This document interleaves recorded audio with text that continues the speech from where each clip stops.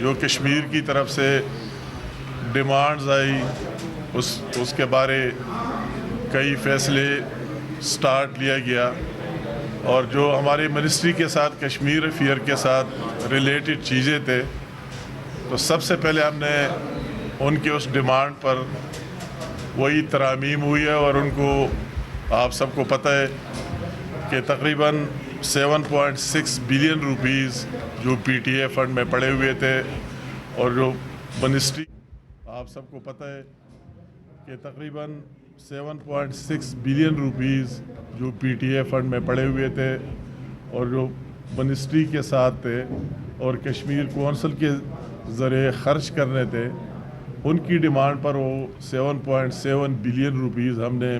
Kashmir government کو already transfer کر دیے۔ اس طرح ایک بلین اور تھے، وہ بھی ان کو ٹرانسفر کر دیے۔ ان کی ڈیمانڈ کے کشمیر کونسل کے جتنے ملازمین ہیں، جن کی تعداد 218 تھی، وہ بھی اس کو کشمیر گورنمنٹ کو ٹرانسفر کیے، اور ساتھ ساتھ 36 ویکلز جو یا تھے منسٹری کے ساتھ، وہ بھی کشمیر گورنمنٹ کو ٹرانسفر کیے، ان کو ہینڈ اوور کیے۔ اور ساتھ ساتھ ابھی دوسرے جو ان کے ایشوز تھے اور ڈیمانڈز تھے، وہی چل رہے تھے۔ اس پر ایک کمیٹی بھی پہلے سے قائم تھی، تو اس کی بات چیت ہوتی رہی کشمیر گورنمنٹ اور ان کے درمیان، اور پھر نتیجہ جب پرائم منسٹر صاحب کو پتہ لگ گیا تو اس نے ڈائریکٹ نوٹس لیا، اور چونکہ ایک سیاسی پارٹی اور کسی فرد واحد کا ایشو نے، پوری قوم کا ایشو ہے، تو پرائم منسٹر صاحب نے سب کو اعتماد میں لیا۔ اس میں تمام سٹیک ہولڈر، کشمیر گورنمنٹ، ان کی کیبنٹ، الائز پارٹی کے ہمارے نمائندے، خاص کر وہ کشمیر میں ہوں یا ہمارے ساتھ ہو، سب نے اس میں شرکت کی، دوسرے لوگوں نے بھی شرکت کی، اور ایک سیر اصل گفتگو اس پر ہوئی ہے، اور پھر یہ پوچھا گیا کہ ان کے ڈیمانڈ اور اس کی مالی حیثیت کیا ہوگی۔ تو ان کی کیلکولیشن کے بعد جو کشمیر گورنمنٹ اور وہی ایکشن کمیٹی اور دوسرے لوگ آپس میں کر رہے تھے، تو ان کی طرف سے دو مین ڈیمانڈز، ایک وہی سبسڈی مزید دینا آٹے پر، اور دوسری وہی ٹیرف والا ایشو بجلی کی، ان دونوں کو ملا کر انہوں نے کیلکولیٹ کیا کہ اس سے 23 ارب روپے بنتے ہیں۔ تو پرائم منسٹر صاحب نے ان 23 ارب روپے کی منظوری دی باقاعدہ، اور انشاءاللہ تعالی ہم نے کل ہی سمری موو کی ہے، اور 1-2 روز میں ان کو ٹرانسفر ہو جائیں گے، اور اس کے تحت انہوں نے ان کے ساتھ وہی باقاعدہ ریٹن معاہدہ کیا، اور نوٹیفیکیشنز بھی اس کے جاری ہو گئے۔ دوسری بات جو پرائم منسٹر صاحب نے ایک اور ڈائریکٹیو جاری کی کہ ان کے وہی واٹر ریسورسز کے جو چارجز ہے، واٹر ریسورسز منسٹری اور پاور ڈویژن اور ہماری منسٹری کو انسٹرکشن دی، ڈائریکٹیو ایشو کی کہ ان کو بھی 30 ڈیز کے اندر بیٹھ کر ان کے ساتھ یہ معاملہ بھی حل کرے۔ تو ہم اللہ تعالیٰ کا شکریہ ادا کرتے، ان تمام پازیٹیو سوچ رکھنے والے لوگوں کا بھی شکریہ ادا کرتے۔ اس میں جو ہماری پرائم منسٹر صاحب کے علاوہ ہمارے صدر آصف علی زرداری صاحب نے بھی اپنا رول ادا کیا، دوسرے لوگوں نے بھی اپنا رول ادا کیا، اور وہی جو ہمارے کئی لوگوں کے خواب تھے، کئی دشمنوں کے، کہ اس سے اس طرح بعض لوگوں کا یہ تھا کہ ان کے وہی کشمیریوں کو ریلیف دینے کے ساتھ کوئی کام نہیں تھا، ان کا یہ تھا کہ یہ افراتفری ہو اور باہر انٹرنیشنلی اور نیشنلی اس طرح میسج جائے، وہ ان کے وہی سوچ خاک میں مل گئے۔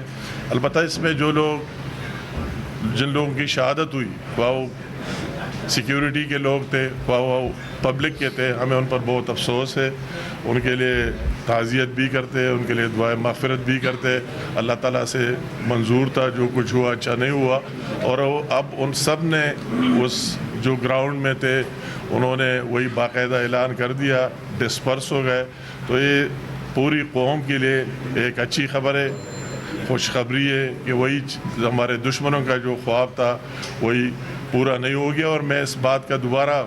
اعادہ کر لینا چاہتا ہوں کہ خواہ وہ کشمیر ہو، خواہ وہ جی بھی ہو، اور ان کی وہی جو ڈیمانڈز ہو، تو ہر چیز سے بالاتر ہو کر ان کی ایک اسپیشل حیثیت ہے ہم اس کو اس کے مطابق چلائیں گے، خواہ ہمیں جتنے بھی مشکلات ہوں اور جو بھی ہوں تو ان کے مشکلات ہمارے مشکلات ہیں، جس طرح ان کو حل کیے انشاءاللہ تعالی آئندہ بھی حل کر کے رہیں گے، اور وہی کشمیر کاز کے لیے سارے مل کر آواز بھی بلند کرتے رہیں گے۔ بہت شکریہ جی، میں شکر گزار ہوں وفاقی وزیر برائے کشمیر اور گلگت بلتستان جنہوں نے اپنے خیالات کا اظہار کیا، اور میں مبارکباد پیش کرتا ہوں ان کو کہ ان کی کاوش ہے اور پرائم منسٹر صاحب کا بر وقت نوٹس ہے کہ جس نے ہمیں ایک سانحے سے بچا لیا اور دشمن کی سازش ناکام ہوئی، اور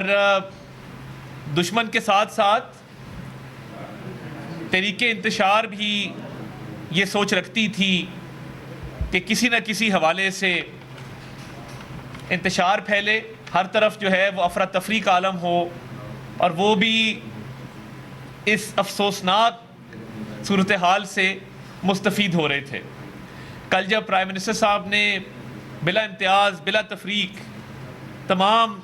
جو اتحادی جماعتیں ہیں، تمام سٹیک ہولڈرز کو بلایا اور ان کی آراء کو سنا، یہی حکومتوں کا کام ہوتا ہے کہ جب زخم پہ مرہم رکھی جائے اور معاملات کو حل کیا جائے۔ تو میں سمجھتا ہوں کہ کل بڑی سیر حاصل گفتگو ہوئی۔ کل کے اجلاس میں وزیر اعظم آزاد کشمیر بھی شریک تھے،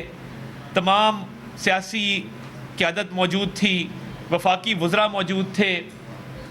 وفاق کے اعلیٰ عہدیداران موجود تھے، اتحادی جماعتوں کے زعماء موجود تھے۔ تو آپ دیکھیے کہ ایک تو بر وقت اس ساری صورتحال کا نوٹس لیا گیا، اس کے ساتھ ساتھ اس کے حل کے لیے فوری اقدامات کیے گئے۔ یہ ہوتی ہے فیصلہ سازی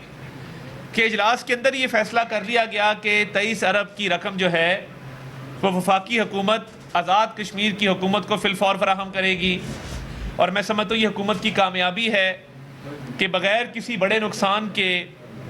یہ معاملہ حل ہو گیا، ہڑتال ختم ہو گئی اور مظاہرین جو ہیں وہ اپنے اپنے گھروں کو چلے گئے۔ تو یہ وہ حقائق ہیں جو چھپ نہیں سکتے، یعنی یہ وہ فیصلہ سازی ہے جو بر وقت کی جاتی ہے، بر وقت نوٹس لیا جاتا ہے، اور یہی حکومتوں کا کام ہوتا ہے کہ بر وقت نہ صرف چیزوں کا نوٹس لیں، اس کا حل نکالیں، اور حل نکالنے کے ساتھ ساتھ صورتحال پر آگاہی بہت ضروری ہے۔ ماضی کی حکومتیں ہم دیکھتے رہے ہیں، سوتے رہتے تھے، اور آپ کو یاد ہوگا جب وہ ہزارہ کمیونٹی کی لاشیں کئی دن پڑی رہیں۔ میں یہ یاد کرانا چاہتا ہوں آپ کو، ماضی کو کبھی بھولنا نہیں چاہیے کہ بلوچستان میں ہزارہ کمیونٹی کی لاشیں کئی دن پڑی رہیں،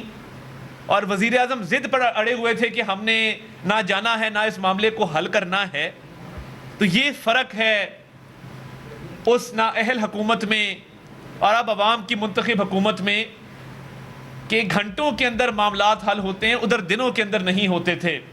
آپ سوشل میڈیا اٹھا کے دیکھیں، جو مبصرین ہیں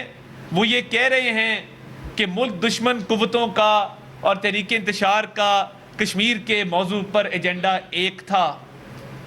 اور میں یہ بھی بتا دینا چاہتا ہوں کہ جب ادارہ شماریات نے مہنگائی کے حوالے سے اعداد و شمار جاری کیے تو اسی ماہ میں پچھلے سال مہنگائی 36% تھی، اس سال 17% ہے، اور پچھلے مہینے سے اگر آپ اس کا موازنہ کریں تو پچھلے مہینے وہ 20% سے اس مہینے 17% پہ آئی ہے۔ تو مہنگائی میں جو کمی واقع ہو رہی ہے، سٹاک ایکسچینج اوپر جا رہی ہے، فورن ڈائریکٹ انویسٹمنٹ آ رہی ہے، سعودیہ کے وفود آ رہے ہیں، بین الاقوامی سرمایہ کاری کے حوالے سے بات ہو رہی ہے، تو ملک دشمن قوتوں کو اور ہمارے سیاسی مخالفین کو یہ بات ہضم نہیں ہو رہی کہ مہنگائی میں کمی کیوں ہو رہی ہے، ان کو یہ بات ہضم نہیں ہو رہی کہ روز بروز سٹاک مارکیٹ اوپر کیوں جا رہی ہے، ان کو یہ بات ہضم نہیں ہو رہی کہ بین الاقوامی عالمی جو جریدے ہیں مالیاتی وہ روز بروز پاکستان کے حوالے سے، پاکستان کی معیشت کے حوالے سے مثبت باتیں کیوں کر رہے ہیں، ان کو یہ بات ہضم نہیں ہو رہی کہ بین الاقوامی سطح پہ جو مالیاتی ادارے ہیں وہ پاکستان کی ترقی کی بات کر رہے ہیں اور ہم ترقی کی شرح پر گامزن ہیں۔ ہر گزرتے دن کے ساتھ وہ پرائیویٹائزیشن ہو، پی آئی اے کا معاملہ ہو، ایف بی آر کی ڈیجیٹلائزیشن ہو، وہ اخراجات میں کمی ہو، یہ تمام چیزیں جو وزیر اعظم صاحب نے خصوصی طور پہ ایک پروگرام مرتب دیا ہے اور بین الاقوامی سطح پہ پاکستان کی ساکھ بحال ہو رہی ہے، غیر ملکی وفود آ رہے ہیں، تو یہ تمام باتیں جب ہضم نہیں ہوتی تو پھر گھر کے اندر جو ہے وہ سازش کی جاتی ہے. تو یہ سازش ناکام ہوئی ہے اور ہم نے دشمن کو پسپا ہونے پر مجبور کیا ہے، اور سیاسی مخالفین جو ملک دشمن ایجنڈا لے کر چل رہے تھے ان کو بھی ناموشی ہوئی ہے، ان کو بھی مایوسی ہوئی ہے. اور ہم بتا دینا چاہتے ہیں اس پاکستان کی خاطر، اس پاکستان کی سالمیت کی خاطر اور اپنے وطن عزیز کی ترقی کی خاطر ہر قدم انشاءاللہ تعالیٰ اٹھائیں گے اور یہ سازشیں کامیاب نہیں ہونے دیں گے. بہت بڑا دن ہے آج، میں سمجھتا ہوں کہ ہم نے ایک بہت بڑے سانے سے ملک کو بچایا ہے اور صورتحال کو نہ صرف کنٹرول کیا، بر وقت اس کا نوٹس لیتے ہوئے ٹھیک فیصلے کرتے ہوئے ان معاملات کو حل کیا ہے. تو یہی کام ہوتا ہے حکومتوں کا. یہ کام نہیں ہوتا جو ماضی میں ایک حکمران یہاں پہ کرتا رہا اور آج بھی کبھی جیل سے ایک بیان دیتا ہے کبھی دوسرا دیتا ہے. جواب تو دینا چاہیے 190 ملین پاؤنڈ کی کرپشن کا، جواب تو دینا چاہیے آپ کو توشہ خانہ کا اور سائفر کا. کبھی کہتا ہے میں IMF کو لیٹر لکھ رہا ہوں، کبھی کہتا ہے میں آرمی چیف کو لیٹر لکھ رہا ہوں. او بھائی آپ کی حیثیت کیا ہے؟ اللہ تعالیٰ سے ڈرنا چاہیے. آپ ایک قیدی ہیں، سزا یافتہ مجرم ہیں، آپ کے اوپر کیسز چل رہے ہیں، تو آپ یہاں پہ کوئی عالمی کسی ادارے کے سیکرٹری جنرل ہیں یا صدر لگے ہوئے ہیں کہ آپ ہر دن کہتے ہیں میں خط لکھنے لگا ہوں؟ نہ آپ کے خط کی وقت ہے، نہ آپ کے کال کی وقت ہے، نہ آپ کے فیل کی وقت ہے، کیونکہ آپ کے کال و فیل میں تضاد رہا ہے اور آپ نے اس ملک کو نقصان پہنچانے کی کوشش کی ہے. وہ IMF کا معاملہ ہو، وہ GSP پلس کا معاملہ ہو، آپ کی ہر سازش ناکام ہوئی اور انشاءاللہ تعالیٰ ہوتی رہے گی. کشمیر والی صورتحال پہ میں یہ سمجھتا ہوں کہ اب امن لوٹ آیا ہے، معاملات جو ہیں وہ سلجھ گئے ہیں اور حل کی طرف چلے گئے ہیں. انشاءاللہ تعالیٰ کشمیر کے حوالے سے یہ میں بتا دینا چاہتا ہوں کہ کشمیر جو ہے وہ نہ صرف ہمارے لیے بہت اہم ہے بلکہ کشمیر کو ہماری شہرہ کہا جاتا ہے. تو انشاءاللہ تعالیٰ کشمیر کی طرف، وہ چاہے آزاد جموں کشمیر کی طرف، انشاءاللہ تعالیٰ کسی کو میلی آنکھ سے نہیں دیکھنے دیں گے اور سازش کرنے والوں کو بے نقاب کرتے رہیں گے اور اس ملک کی خدمت کرتے رہیں گے انشاءاللہ. طارق صاحب یہ بتائیے کہ ایک سال تک یہ طارق صاحب یہ ایک ایک کر کے کرنے سے کشمیر میں کل الیکشن ہوئے ہیں، وہاں کشمیری عوام نے بائیکاٹ کیا ہے، زبردستی ووٹ ڈلوانے کی کوشش کی سیکورٹی فورسز نے. آپ جو UN ہے وہاں معاملہ دوبارہ کیوں نہیں اٹھاتے؟ کیونکہ انڈیا نے وہ حصہ ہڑپ کیا ہوا ہے. سفارتی سطح پہ پاکستان اس طرح سے 2019 سے معاملے کو نہیں اٹھا پایا. اب آپ کے پاس موقع ہے اس کو آگے لے کے جائیں. دیکھیے ہر وقت کشمیر کی بات ہوتی ہے، ہر فورم پہ ہوتی ہے، وہ سعودی ولی عہد سے ملاقات ہو اس کے دوران ہو،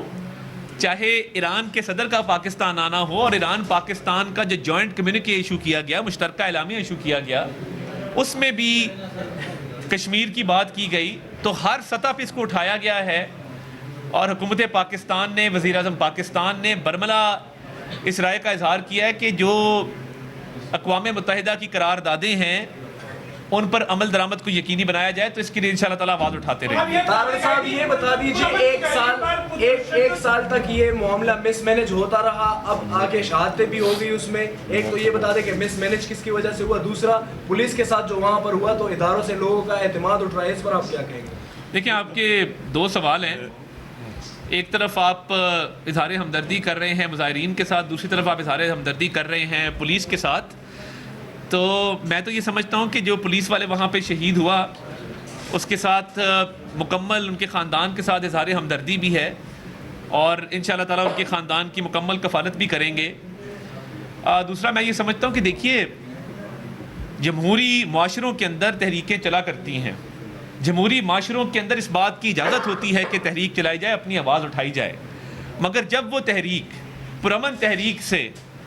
تشدد کی طرف جاتی ہے تب سٹیٹ کا کام ہوتا ہے اس پہ ایکشن لینا، اس کا نوٹس لینا.